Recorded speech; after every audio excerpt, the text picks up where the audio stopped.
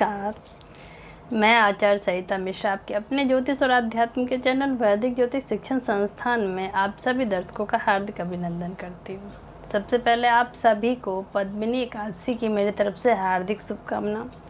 भगवान श्री हरि विष्णु और माँ लक्ष्मी की कृपा दृष्टि हम सभी के ऊपर बनी रहे। इसी मंगल प्रार्थना के साथ चलिए आज के कार्यक्रम की शुरुआत करें।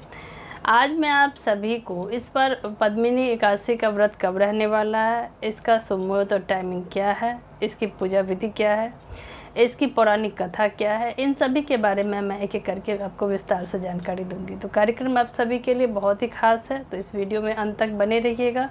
और यदि आपको मेरा यह ज्योतिष संबंधी कार्यक्रम पसंद आ रहा है तो इसे लाइक शेयर और सब्सक्राइब करें। तो चलिए जानते हैं कि पद्मिनी एकादशी का व्रत की क्या सब खास बातें, आइए इसको समझें। पद्मिनी एकादशी हमेशा अधिक मास में आती है। अधिक मास के शुक्ल पक्ष की एकादशी तिथि को पद्मिनी एकादशी के व्रत के नाम से जाना जाता है। पद्मिनी एकादशी को अधिक मास एकादशी, पुरुषोत्तमी एकादशी या मलमासी एकादशी के नाम से भी जाना जाता है। इस बार पद्मिनी एकादशी का व्रत 29 जुलाई यानी कि शनिवार को रखा जाएगा। अधिक मास में पड़ने के कारण इस एकादशी के दिन भी भगवान विष्णु की उपासना की जाती है। भगवान विष्णु को समर्पित अधिक मास में तो इस व्रत का महत्व और भी ज़्यादा बढ़ जाता है। इस दिन व्रत रखने से श्री हरि विष्णु की हमारे ऊपर कृपा बनी रहती है, विशेष कृपा बनी रहती है और हमारी सभी प्रकार के दुख, पीड़ा, बाधाएं श्री हरि विष्णु हमारे जीवन से दूर कर देते हैं, हमारी सभी मनोकामनाओं की पूर्ति हो। सबसे पहले आइए जानते हैं कि इस बार पद्मिनी एकादशी व्रत का शुभ मुहूर्त और टाइमिंग क्या है, आइए इसको समझें। सावन मास की दूसरी एकादशी पद्मिनी एकादशी इस बार 29 जुलाई यानी कि शनिवार को मनाई जाएगी। एकादशी तिथि का प्रारंभ 28 जुलाई शुक्रवार के दोपहर 2:51 से प्रारंभ हो जाएगा और इसकी समाप्ति की अवधि है 29 जुलाई शनिवार के दिन दोपहर 1:05 पर। पद्मिनी एकादशी का पारण का समय रहने वाला है 30 जुलाई रविवार को सुबह 5:41 से प्रारंभ होकर 8:24 तक। ऐसा माना जाता है कि पद्मिनी एकादशी भगवान विष्णु जी को अति ही प्रिय है, इसीलिए इस व्रत का विधि पूर्वक पालन करने वाला विष्णु लोक को जाता है और सभी प्रकार के यज्ञों, व्रतों और तपस्या का फल, पुण्य फल की प्राप्ति होती है इस व्रत को करने के परिणाम। तो आइए जानते हैं कि सर्वप्रथम पद्मिनी एकादशी व्रत की पूजा विधि क्या रहने वाली है, आइए इसको समझ लें। सर्वप्रथम प्रातः काल स्नान आदि से निवृत्त होकर भगवान श्री हरि विष्णु की विधि विधान से पूजा आराधना करें। निर्जला व्रत रखकर विष्णु पुराण का श्रवण और पाठ करना चाहिए। इस दिन रात्रि में भजन कीर्तन करते हुए जागरण करें। रात में प्रति प्रहर भगवान श्री हरि विष्णु और भगवान शिव की आराधना करनी चाहिए। इस दिन प्रत्येक प्रहर में भगवान को अलग अलग भेंट प्रस्तुत करें, जैसे कि प्रथम प्रहर में नारियल, दूसरे प्रहर में बेल, तीसरे प्रहर में सीताफल और चौथे प्रहर में नारंगी और सुपारी इत्यादि।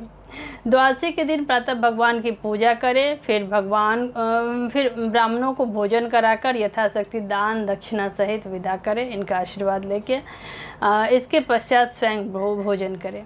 अब आइए हम जानते हैं कि पद्मिनी एकादशी की पौराणिक कथा क्या है, व्रत कथा क्या रहने वाला, आइए इसको भी एक बार समझ लेते हैं।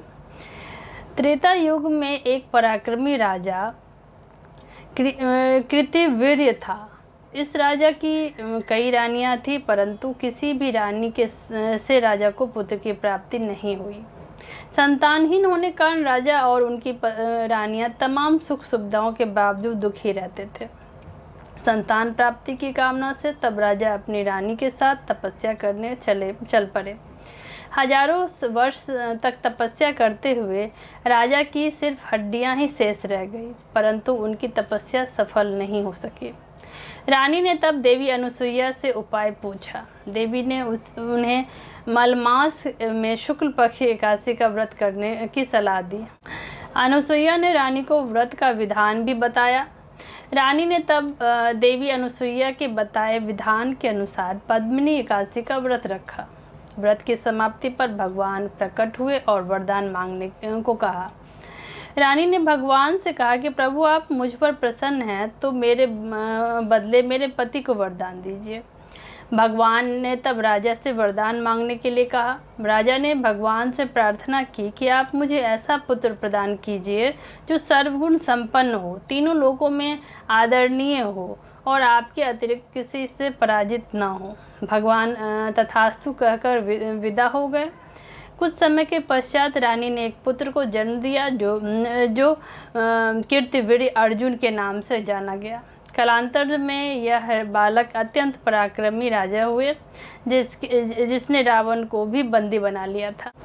इसके अलावा ऐसा माना जाता है कि सर्वप्रथम भगवान श्री कृष्ण ने अर्जुन को पुरुषोत्तमी एकादशी के व्रत की कथा सुनाकर इसके महात्म्य से अवगत कराया था।